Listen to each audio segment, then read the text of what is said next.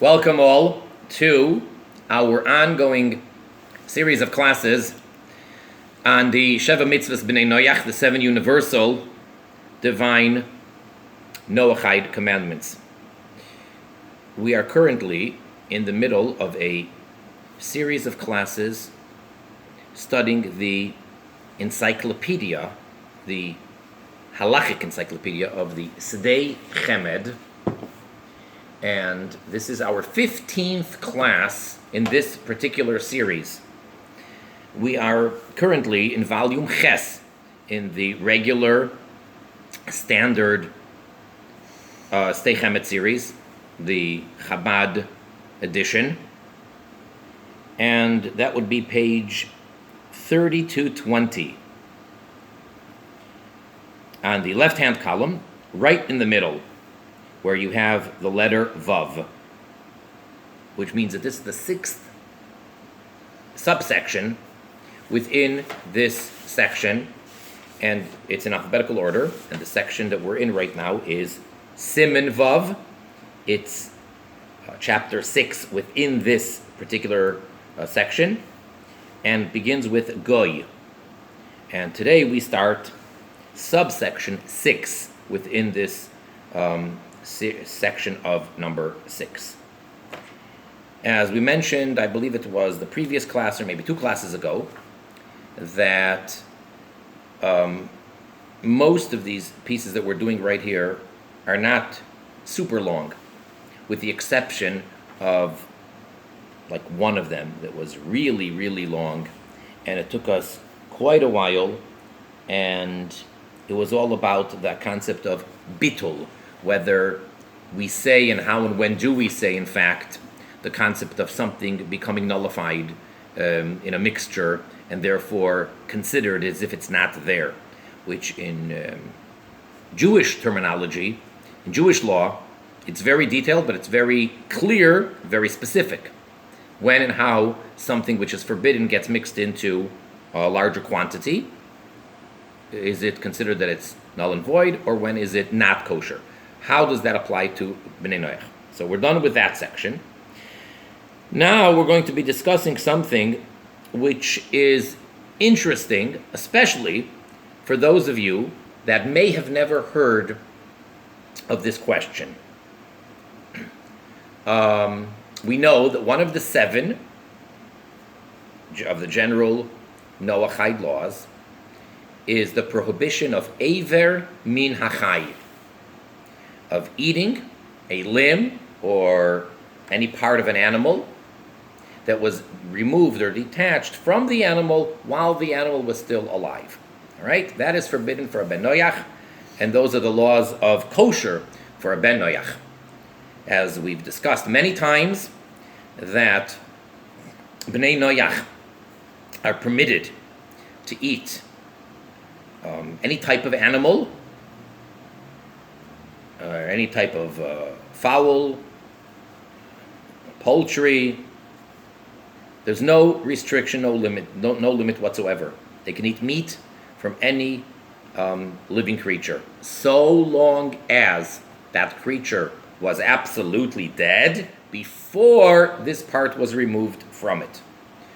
So unlike the Jewish laws of kashrus, of the dietary laws, where there's a very specific type of behemoths and chayos, of different types of animals and beasts that we're allowed to eat, the non-Jewish world has no restriction, and therefore you would be allowed to eat horse meat, camel meat, pig meat, and go on and on and on with no restriction, as long as that part was removed, detached before the animal, after the animal was completely dead. Now we're going to address an interesting question based on that.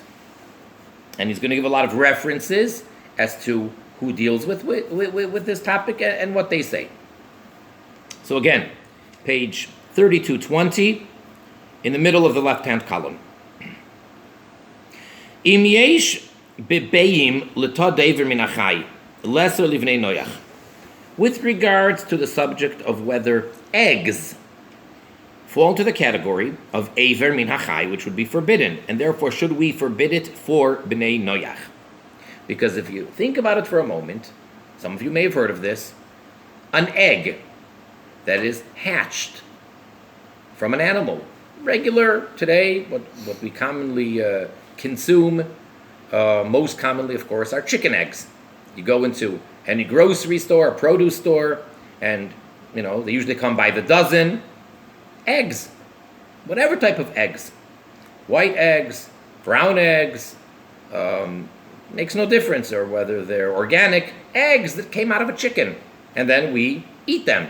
You fry them, you hard boil them, soft boil them, and you eat the egg. It has a hard shell, a peel. Generally, we don't eat the peel. Not that it's forbidden to eat it, but most people don't like the crunchy shell. And then it has two parts. That's the white part, the yellow part, and you eat it. Question is, that's coming out of an animal. That is coming from an animal. Is that forbidden for Bnei Noach? Which means to say, if we will forbid this, that means that, yes, I just said before that Bnei Noach can eat any type of meat as long as the animal was absolutely dead before that was detached from the animal. But that would mean that if we forbid this, that all eggs would be forbidden for Bnei Noach. You can't eat eggs. And that would bring us back then to the discussion that we had earlier, the very long one about bittul, that if eggs are an ingredient in something, let's say you have mayonnaise. So mayonnaise is not really eggs, but eggs are definitely part of the mayonnaise. Or let's say you're eating bread, and you read the ingredients, bread are made with eggs. Or let's say you're glazing it. There's a lot of things that have eggs as part of the ingredients. So is all of that forbidden? Or do we say that, no, there's the concept of bittul? But what about eggs themselves? There's no bittul there, you're eating eggs.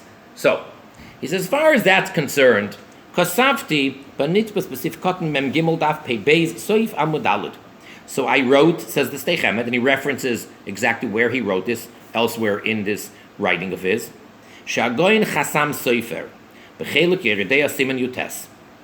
That the genius, he's referring to him, this great rabbi, with a respective title, he quotes him quite often, the Chasam Sofer, which lived about close to 200 years ago, a little less. So he wrote, B'dibra maschil v'yatzasi v'hevi dvarav harav pischei tshuva b'simen samach beis. Herich, he elaborates, the yesh loymar, that we can say, the heter abeim, the fact that eggs are permissible for anybody, for the Jew, to eat. The chidushu, this is a novelty. The asi mache v'shari li Yisrael galikra deshari v'loy libnei noach.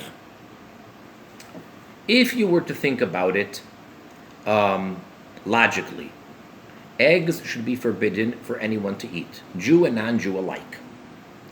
Comes along the Torah, and we learn it out that eggs are permitted.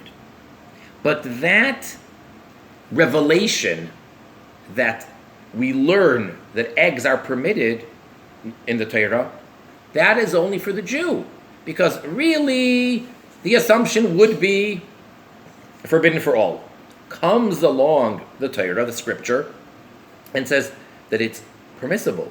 Well, that is only teaching us that for a Jew it's permissible. There's no reason to assume that when the Torah says that it's permissible to eat eggs, that would apply to the non-Jew.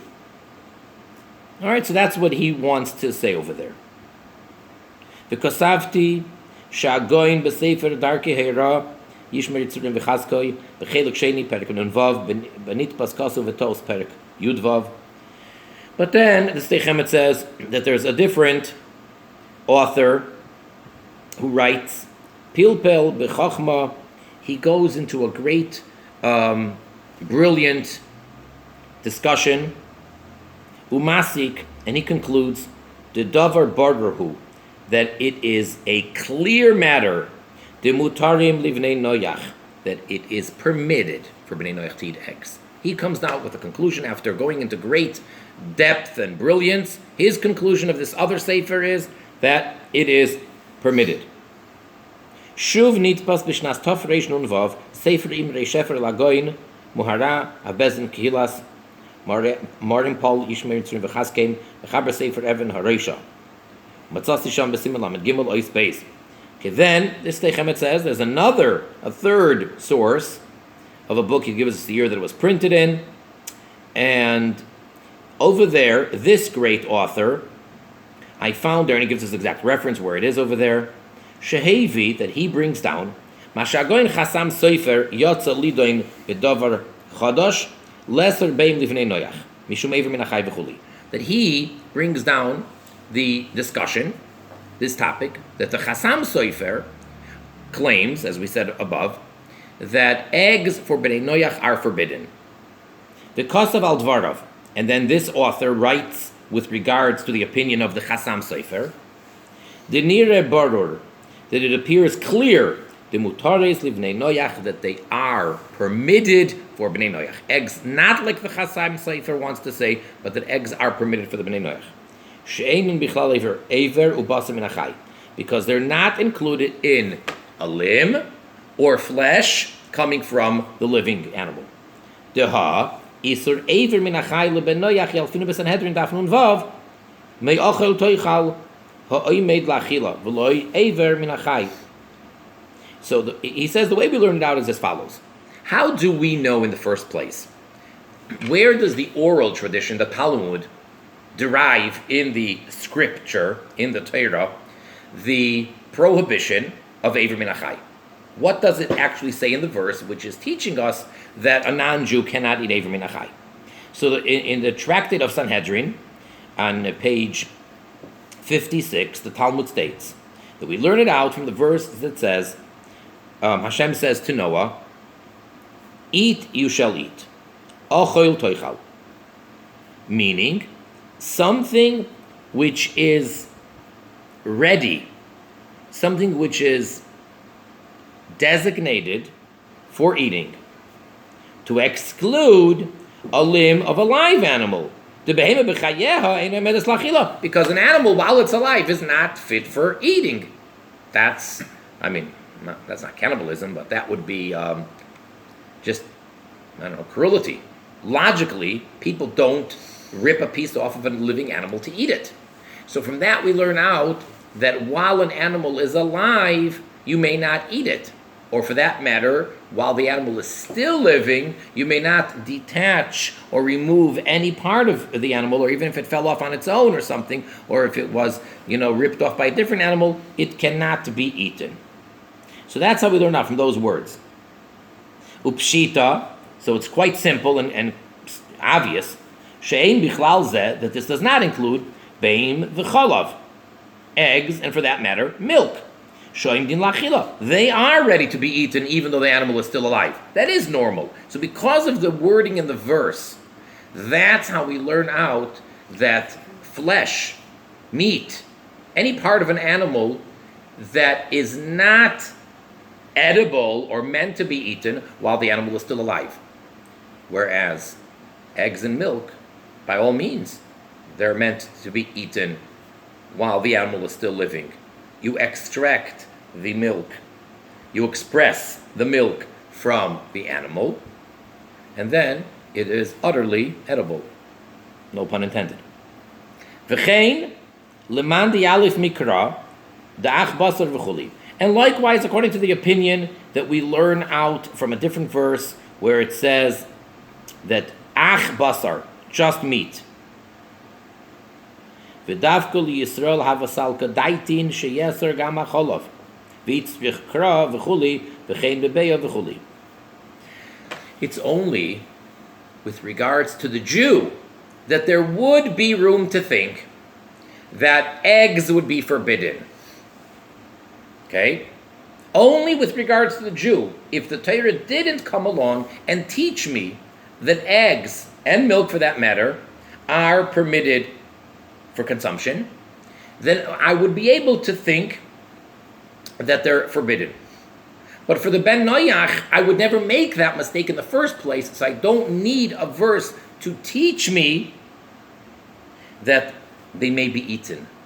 So that's why, yes, the verse that teaches me that eggs and milk are permissible are verses which are speaking solely for the Jew.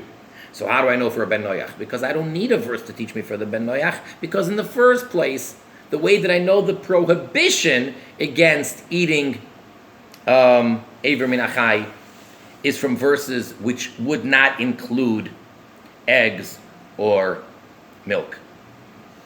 So therefore, he says, of course they're permitted, and you need not worry about the fact that, we don't have a verse to say that they're permitted for Bnei Noach. Because he claims we don't even have a verse to say that they're forbidden in the first place for Bnei Noach. Avlu ben Noach, but for Ben Noach, Pshita de Shari. Obviously, they're permitted. K'moy b'chalav, just like with regards to milk. Shekosaf HaKreisi, the one of the commentaries, writes, Da'af lasal kadaitin, hayamuter livnei Noach, v'hu adin bebeya v'chuli. That even according to the first original thought that one might have, that it would be forbidden, that's only with regards to Jews, but as far as Bnei Noach are concerned, we never would have the thought, we would never have the assumption that milk is forbidden, and likewise with regards to eggs. This is the gist of what he says, and he's again going into great detail over there, so take a look at what he says. And this again is the name of the sefer is Imrei Shefer, and it was printed in the year Tafresh Nun Vav 5656, which would correspond to the year of 1896 roughly. All right, so we have several opinions, and the last of the opinions that we brought down so far holds very strongly that there's no question that eggs as well as milk are permitted for Bnei Noach, and that we would have never assumed otherwise. Last paragraph on page 3220. Left-hand column at the bottom, Vihine. Hagoin Mari Deitch, B'Shalos L'Tshuvas, Yad Yosef Siman Chen. Hevi Mashakasa B'Chasam Sefer Sham. So now there's another sefer, he's bringing out from another author, the genius in a book called the Questions and Answers, the Responsa of Yad Yosef, and again it tells exactly where it is, in chapter 58, brings down this Chasam Sofer that we started off with. Remember, the Chasam Sofer is the one that says that it's forbidden. The Bnei Noach cannot have eggs because it falls into the category of Aver Min Achai. He brings that down.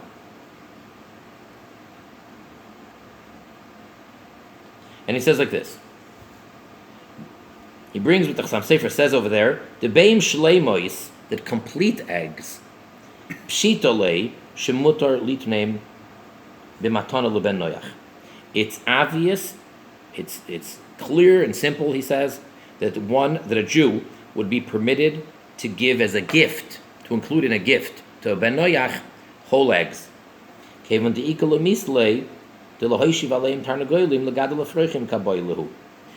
the Jew can rely on the fact that, you know what I think this non-Jew would do with them? He will take these eggs and he will have a chicken sit on it in order to have chicks. So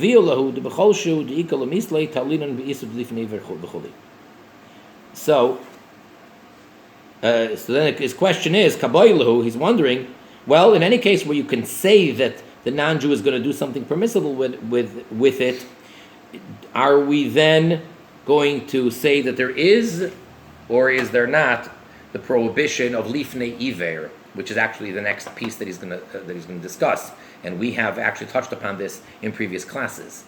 And just again to remind you what it means, the verse states, "Lifnei iver loisitein michshoil." Before the blind, you shall not put a stumbling block, which doesn't just mean someone who is literally blind, who cannot see with their eyes, but anybody who is in any situation, you're not allowed to cause them any type of harm or be the cause of them transgressing. Which basically means that, let's say, a Jew would be forbidden to serve non-kosher food to a fellow Jew. because even though you're not forcing him to eat, it's his choice, but you are putting that stumbling block in front of him. So the question is, what about the relationship between a Jew and a non-Jew? Can a Jew assist or cause the non-Jew to transgress any of his 7 Ochad commandments? So here, if let's say that eggs are forbidden for a non-Jew to eat, and a Jew sends eggs to the non-Jew, he may eat them, which means that I put a stumbling block in front of him. He may not eat them. He may want to use them to have them hatch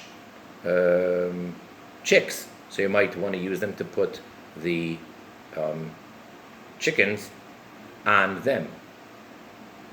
So that's the question. Do I say lifnei iver or not? That's what we discusses there.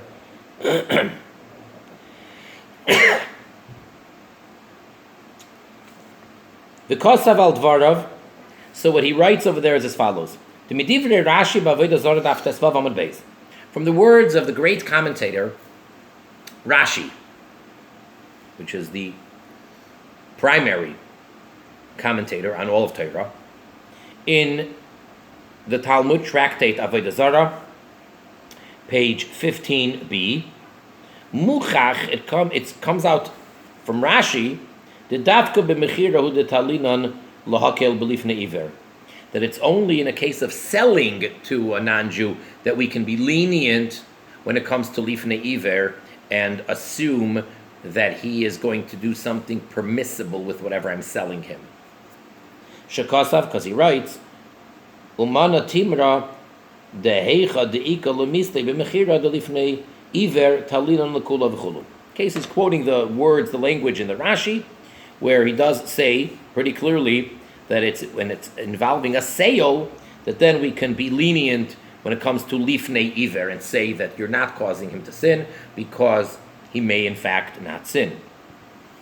Mashma, the implication there is from this reading of the Rashi, Davka b'mechira v'loi b'matana u'sheila, that it is specifically, in the words of Rashi, it comes out, that's what we're saying now, it's specifically in a sale, not in a gift or a loan.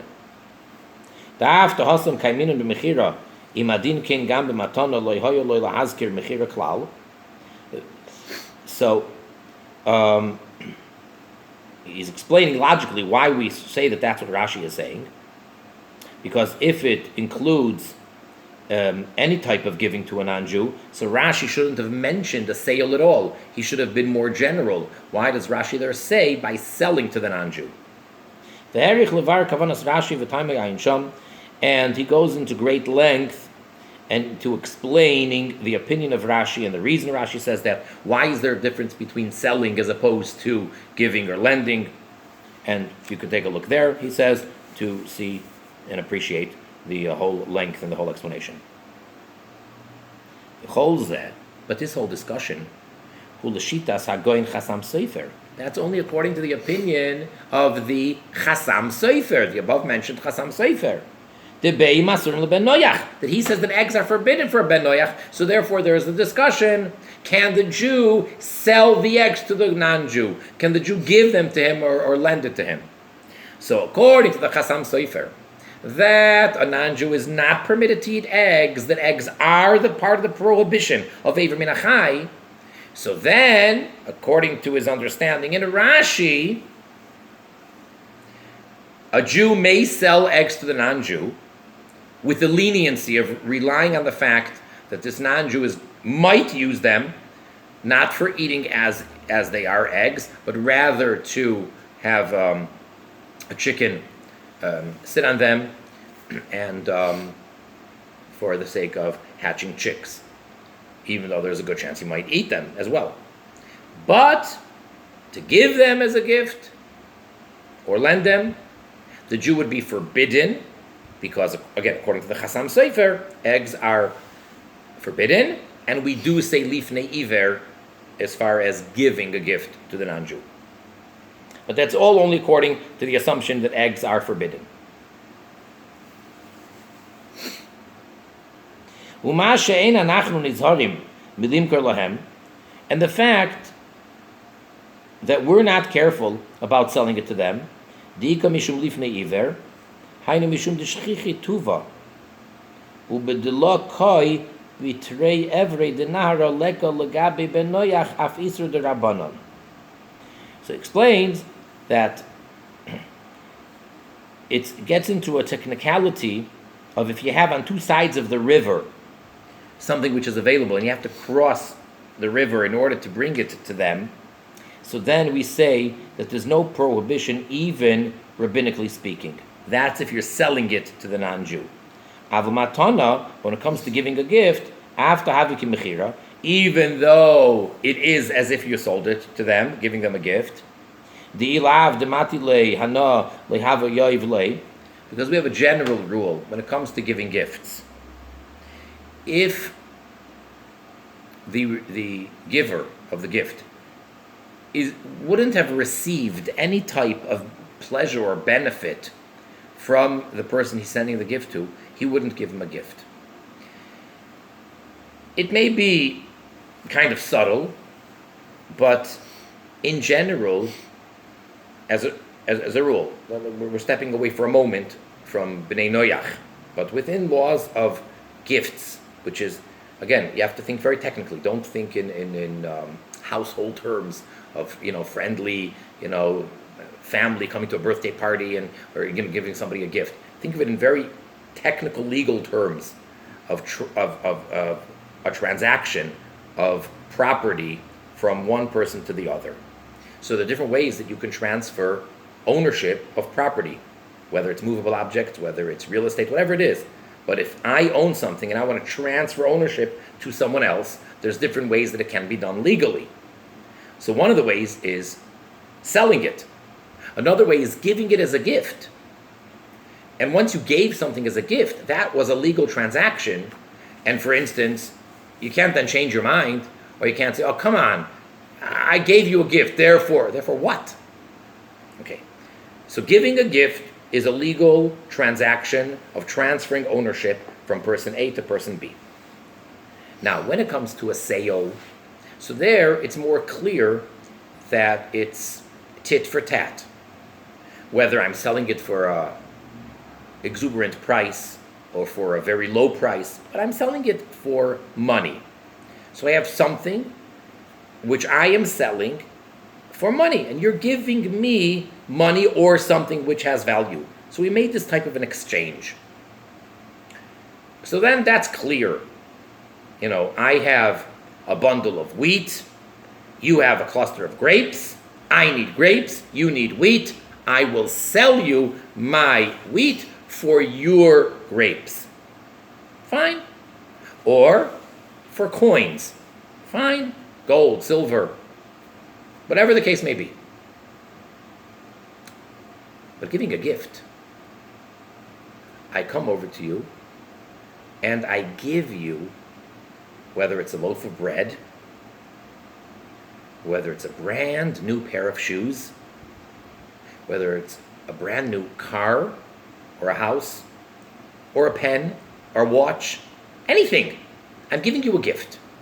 If not for the fact that the recipient of the gift did something that the giver benefited from, on some level, you wouldn't give him a gift. Like, why giving him a gift, not the other guy a gift? So something that has to be, it's a bit of a subtlety. But there's got to be something that I derive benefit, or I derived benefit, something. Otherwise, why am I randomly giving this person? You're not paying me. If I have a store, okay, so people come in, you pay, you get it. That's very clear what benefit I'm getting. But a gift also works that way. Now, that means to say that a gift, in essence, is like a sale. So why do we make this distinction by a ben noyach? Why is a Jew permitted to sell something which is forbidden for a ben noyach to use, so long as we can say that he might not use it in the forbidden fashion, such as eggs, that if they're forbidden, like the chasam sofer, so I may sell them to the ben noyach with the assumption that he may use them to have a chicken sit on them for chicks, and I don't have to be concerned that he's going to eat them as they are. But giving a gift, I can't. What's the difference? So he says, Mikol Makoim, nonetheless, last line, Lo shchicha lehu, it isn't common for them, Vevi kikoi bitrei evrei denara deika mishum velifnei iver v'chuli. And that would be like the case when it's on two different sides of the river, where we do say that there's the prohibition of lifnei iver. So now we're on the top line of the next page. The page is numbered Aleph Taf Reish Yud Aleph, which would be 1611. Otherwise, opposite of page 3220, which, if it would be numbered with regular numbers, it would be page 3221. But the way the pagation works, as I explained many classes ago, is in the Hebrew, the page number changes every folio.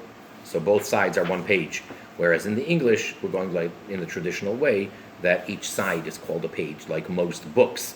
When you have any book, so page 1, then you turn the page 2 and 3, and then 4 and 5. Whereas in the ancient Jewish books, it's page 1, 2, 3. So, top of the page.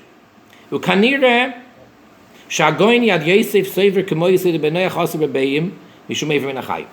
So it seems like this opinion that we're dealing with in this paragraph, the Yad Yosef actually does hold like the Chasam Sofer, that as a rule, eggs are forbidden for Bnei Noach. They fall into the category of being part of an animal that's living, because obviously the egg came out of the animal when it was alive. Omnam, however, kvar kosafti divrei shnei gdoilim b'doireinu yishmerim tzurim v'chazkeim. But however, I already wrote down, says the S'dei Chemed, the words of two of the great sages of our generation, shehelu, that they have come up and they have concluded, divnei noach mutarim bebeim, that bnei noach are permitted to have eggs. V'im kein, and if so, bein mechira, bein matana mutar. Whether it's through a sale or whether it's through a gift, it's all permitted. It's irrelevant. Because you don't have to be concerned, you don't have to come on to this whole explanation. Well, is it possible in lifnei iver? There's absolutely no difference. So a Jew would be permitted to sell eggs to non-Jews and to give eggs as a gift to non-Jews. No difference. So S'dei Chemed holds clearly, he's going with the opinions that permit eggs. So we do have those that say that they're forbidden, like the Chasam Sofer and seemingly the Yad Yosef. Now, parenthetically, 4 lines down in the beginning of the parentheses. Al toivi zacher shema ravagoin morar gershoin heger yishmerim tzur v'chaskoi meir zablotov shoidieni mishal svutshuvas yad Yosef anal b'michtav shesholach li. So he says, I have to mention, in a good way, the great genius, and he mentions a contemporary of his, a great rabbi, that he, in a letter to me, informed me of the above-mentioned response of Yad Yosef. He sent me a letter. But I didn't bring down his words here, because they're not relevant really to what I'm writing about over here. So I really appreciate his letter, and he brought this to my attention, but I'm not bringing down everything that he's saying in that letter because it's not relevant to the subject right here. And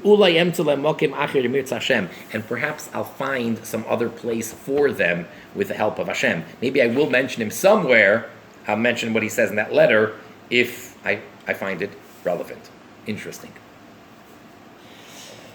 After the parentheses. Afgam Ra'isi B'Sefer Megodim Chadoshim Li'yedidei Rav Agoyin Av Bezdin Kilas Telefin Yishmerim Tzurim V'Chazkeim B'Simen Samach Beis Ois Beis. And I also found in the book called Megodim Chadoshim of my good friend, again this is a contemporary of his, and he tells exactly where it is. Shekasav, that he writes there, B'Shem Shalos Tshuvas Rabbeinu Chaim Kohen Seif Chelik Yedeya B'Tshuva Mineched HaMechaber. So he quotes another responsa known as Rabbeinu Chaim Kohen, and he tells us exactly where it is there. that he writes in a responsa from the grandson of the author, Sheherich Harbe, that over there he goes into great length, Bekama Taimim, for a number of reasons, Liyashev Minhagam Shel Yisrael, to justify the custom amongst the Jewish people, Shemoichim Beim Loivdekechavim Mazolos.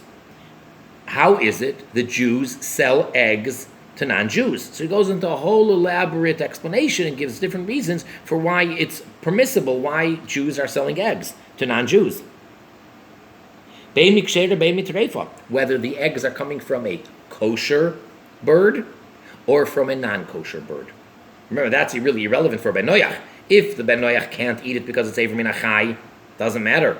It could be a kosher bird which a Jew could eat those eggs, and a non-Jew still can't. But it makes no difference. And he says over there that no one is concerned with the opinion of the Chasam Sofer. Then he says an interesting point, not so much that the expression is interesting, but I find the application here interesting. And that is that the Jewish custom is Torah. Now, that in itself is really a whole discussion, and it would be a whole class. And I'm not really sure, actually I'm leaning to be of the opinion that it is not appropriate for a Ben Noach to study that, because that is, after all, Torah. And the topic of it itself, as we discussed previously, that Bnei Noach cannot study Torah. So let me just very general and very briefly mention this as it's brought down here, though. There is the commentary Tosfos, as we discussed, which is the secondary, so to say, explanations throughout the Talmud to Rashi. And the word itself means in addition. They're addition to Rashi. So the Tosfos says a statement. They say that Jewish custom is Torah. In other words, you have biblical obligations, prohibitions, things which are mandatory, positive commandments, negative commandments. Then you have rabbinic as well. Then you have Jewish customs. So one might say, oh, it's just a Jewish custom. It's not obligatory.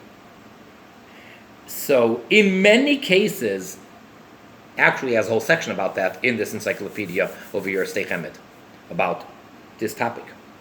In many cases, we apply Minhag Yisrael as a Torah. That a Jewish custom, that is, so to say, part of and on the level of Torah, and it should not be played down. And what I won't get into, because I'm speaking to the Bnei Noach non-Jewish crowd, I won't get into, in certain cases, a minhag, a Jewish custom, can override a Torah mandate. But saying, I think I've said enough. Now getting over here, what am I getting excited about the application here, is that he says, he started off, he wants to explain the custom that Jews are selling eggs to non-Jews. He wants to justify that. So after he explains that it's not a problem, because it's not Eiver Min HaChai, because we are not concerned with the opinion of the Chasam Sofer, he is a minority, even though he's a very, very great, respected authority, but apparently most all the other authorities disagree with him in this regard. And then he says, though, that since Jews have the custom of selling eggs to non-Jews, Minhag Yisrael Torah, so it must be good, because that's the custom. I just think it's interesting that it's a custom. He started off saying, why is it that Jews are selling eggs to non-Jews? And then he's saying that it's a Jewish custom, so to say, meaning it's something which is done.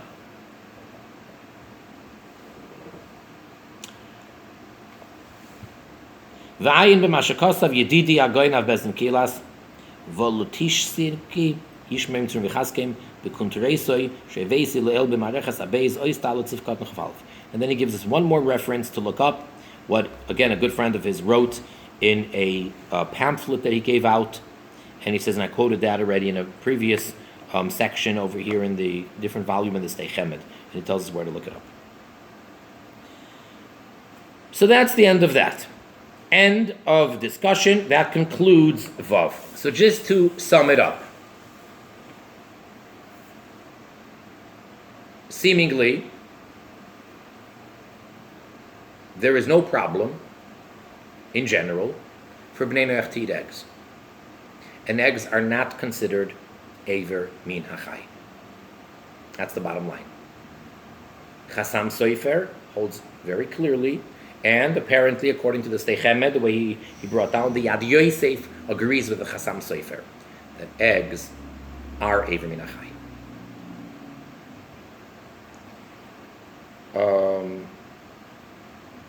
So bottom line, practically speaking, there is no issue with a non-Jew eating eggs. And they don't have to be kosher eggs, meaning they don't have to come from a chicken. They can come from an ostrich. And whatever lays eggs, a non-Jew can eat them. Not a Jew. A Jew can only eat eggs that come from a kosher bird. That is the bottom line. And we're ready to move on to the next piece. All right? It's a short piece, and it's, for the most part, just references, but it's the topic that we mentioned. So we're now up to Zayin, second paragraph, on the right-hand column, on page Aleph Tov Reish Yud Aleph.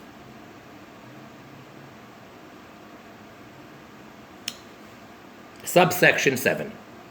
Im ben Noach mitzuva lifnei iver lesitin michshoil. Is the ben Noach himself commanded on this prohibition of thou shalt not put a stumbling block before a blind person? Which again, as we just said, it means that you cannot be the cause of someone else stumbling in any way or any sense, whether it's physically or in this case, we mean by transgressing. A Jew is not allowed to do that. That's clear. This is a verse in the Torah speaking to the Jew. It's forbidden. A Jew may not sell anything which is not kosher to another Jew. For example,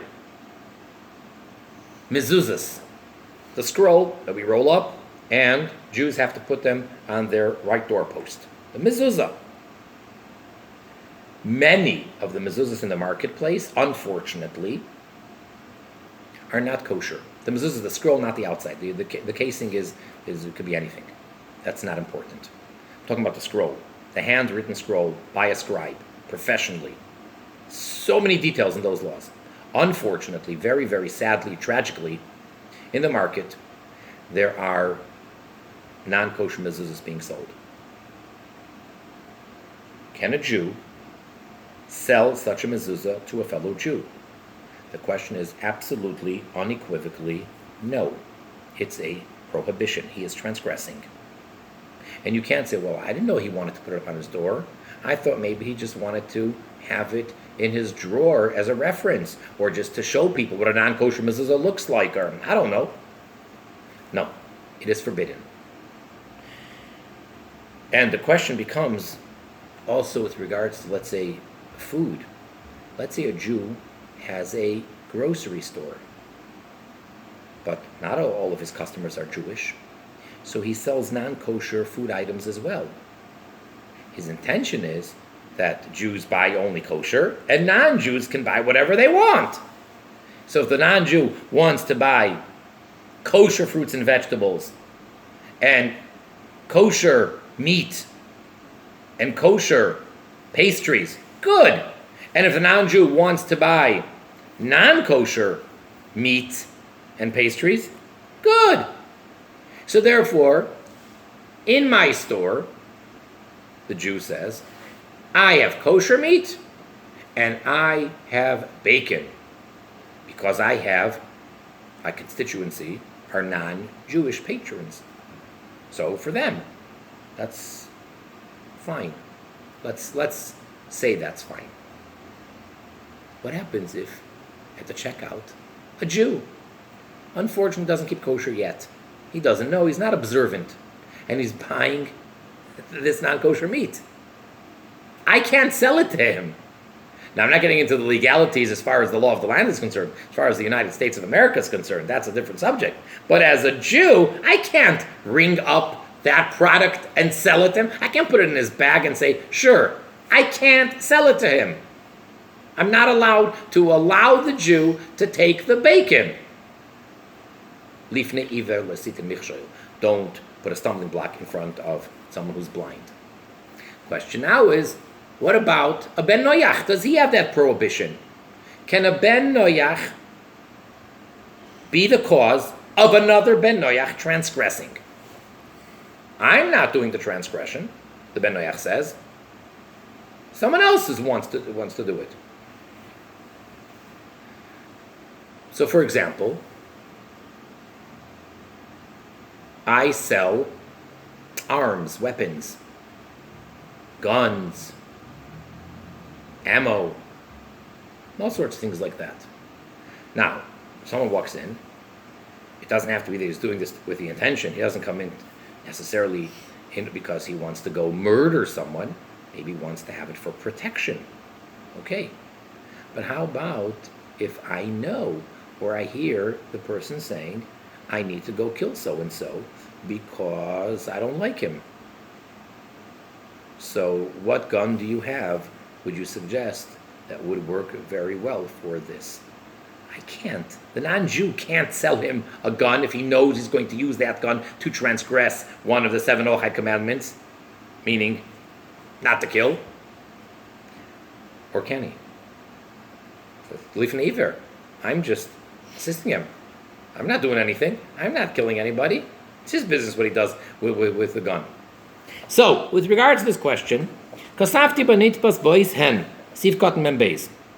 I wrote already where it was printed in section 55, subsection 42, Shagoin pri megadim, that the genius, the pri megadim, which is a commentary on the commentaries of the Jewish Code of Law, nistapik bazeh. We already mentioned this. He's in doubt. He is questioning this, whether or not the prohibition of lifnei iver, of not putting a stumbling block, applies to a ben noyach or not.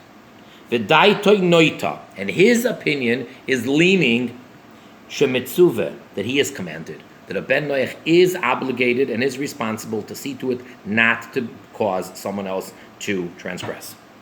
V'shagoin chasan soifer tzidil bazeh, and that the great genius, the Chasan Sofer, not the Chasam Sofer, he also seems to go along with that.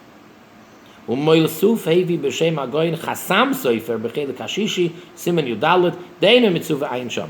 there's another authority who brings down in the name of the Chasam Sofer that he says that no, a Ben Noach does not have that obligation. He's not commanded not to put a stumbling block.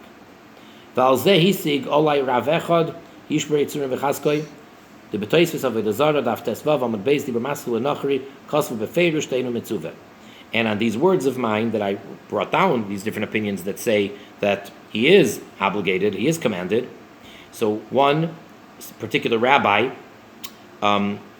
he criticized what I wrote, and his source that he brought was a commentary of the Tosfos in Tractate Avodah Zarah 15b, where they write explicitly that a ben noach is not commanded. And if you go through it like quickly, it seems like he has a good point, a valid point, that he really did refute my position.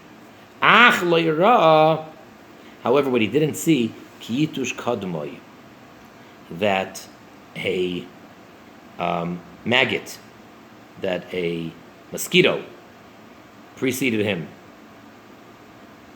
He's being very poetic over here, or very, how should I say, facetious. Shekvar hevesi ba'atzmi divirateis v'salalu b'S'dei Chemed mareches havav ois chavav simen kat nechav gimel v'rachtik tzas b'zeh ayin sham. So he's being very humble, the S'dei Chemed, and he's using a term where it says, with regards to creation of man, he's just borrowing a term. Man was created after everything else, last creation. So our sages teach us, why is man last? So that if man behaves and lives up to his responsibility towards God, so then it's as if God says to him, you are the most important of all of creation, and everything therefore is created before you so that you can step in to a finished product and benefit and use a proper, complete, perfect world to serve me. If, however, though, man does not live up to his obligation and transgresses and does not fulfill his divine obligation and requirement, so it's as if to say, God tells him, why are you being so haughty, so arrogant, when even the tiniest insect came before you? You're created after the tiny insect. So what makes you think that you're even better than an insect? You're a nobody. Okay, so using those words that yitush, that an insect preceded you, the S'dei Chemed is saying that this Rav, this rabbi, that is refuting me from the commentary of the Tosfos, what he didn't realize is that this tiny insect, referring to himself, the S'dei Chemed, preceded him. Meaning, I already brought down that Tosfos. I dealt with it. You're treating it as if, oh, I missed that Tosfos, and therefore I say that they are commanded on Lifnei Iver. But I didn't notice that there's an explicit Tosfos that says that they're not. I dealt with that Tosfos, and I spoke about it at great length. Ayin Sham. S'dei Chemed Hanal, Nitpas Bishnas, Sosoin, the Frat Koton, of Michtov Elai, Umiyem Chof Aleph of Tinozer. It's a very interesting piece of information. He concludes in this parentheses, he says, the S'dei Chemed that I'm talking about was printed in the year of the numerical value of Sosoin, which would be 5656, which again would correspond to the year of 1896. And his letter to me is dated the 21st of the Hebrew month of Av in the following year, in 5657. So the proof is in the pudding. Don't think I'm making this up. I already printed a volume of my S'dei Chemed where I say the Bnei Noach are obligated in Lifnei Iver, and I mentioned at length, and I went into the fact that Tosfos seems to clearly say otherwise, and I dealt with that. So his letter to me is a year later, where he is refuting me because he's bringing in a Tosfos that I seem to have missed. I didn't miss any Tosfos.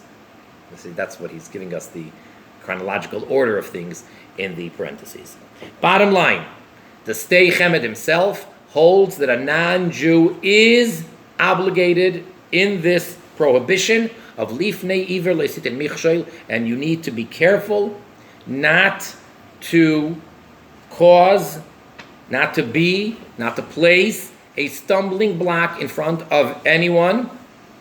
So you cannot cause another Ben Noach to transgress any of his, which there's countless examples to this. And the question also becomes, how far do we go? Like, to what extent? For example, if someone is working in a hospital, so it goes without question that you may not be the doctor who does the procedure of abortion. Forbidden to abort, as a rule. I'm not getting into the exceptions. As a rule, which there are exceptions, as a rule, abortion is a form of murder. So to be the doctor who actually performs that procedure and kills the fetus, no question about that. What about simply being a nurse involved? Literally just assisting. Not allowed. Lifnei Iver. You can't cause this doctor, you can't assist the doctor in committing this prohibition, this crime. Same thing would apply to, let's say there's food that is Eiver Min HaChai. There's let's say, in some fast food industry, there is food that actually the meat, the flesh was taken from the animal before the animal was killed. You can't work in such a restaurant or in such a store that is selling such meat. Or let's say you're working for a company and the company is dishonest. They cheat. They steal. And you say, hey, I just work here. No, you are a participant. So you cannot be part of, even though perhaps legally, if and when they ever get caught, you, as just a simple employee, will not be held accountable for what the big guns are doing up there. But you still have this serious problem of lifnei iver, not putting a stumbling block in front of someone else, meaning you cannot assist, you cannot be part of someone committing a crime. And to take it to the, with what may seem a little bit of a further extent, but I think would fall into the same category. Can you give someone a ride to get somewhere where they're going to do something which is forbidden? Again, using the example of an abortion, if you say, I don't promote it, and I'm actually very much against it, but this neighbor of mine doesn't know, doesn't understand, doesn't agree, I very wholeheartedly disagree with her, and I feel very sorry for her, but she's going to do it, and she's asking me for a ride. Can I drive her from her house to the hospital or to the clinic to have this procedure done? It's none of my business. I don't want her to do it. No. Okay, so that sums up the second section for today. So we're up to the next section of Ches. And till next time, wishing everyone the greatest of success in studying, promoting, and most importantly, observing and teaching and spreading the word of Sheva Mitzvahs B'nai Noach and all that they entail, of making this world not just a better world, but the perfect world that it's intended to be, with the advent of the coming and the complete revelation of our righteous Mashiach now. Thank you.